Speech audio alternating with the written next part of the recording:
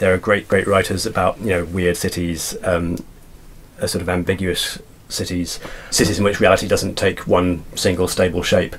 And a sort of touchstone, I think, for me is Dr. Jekyll and Mr. Hyde by Robert Louis Stevenson. Ostensibly it's set in London, but actually he's writing about Edinburgh, so there's a kind of double exposure going on there.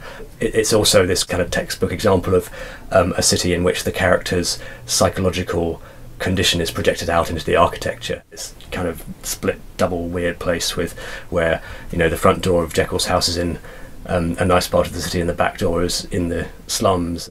G.K. Chesterton, the Father Brown stories and books like The Man Who Was Thursday are, amongst other things, great books about weird cities.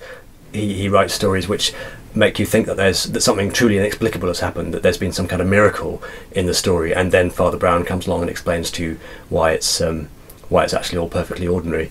But you know, you get the feeling that Chesterton's really there partly for that sense of the totally miraculous and the, you know, inexplicably strange, and you know, I thought that's a great thing in a detective story.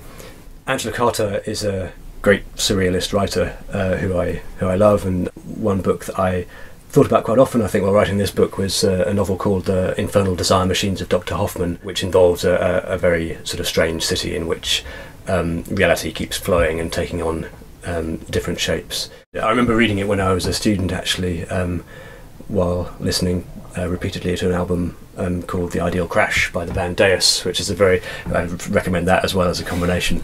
Works very well.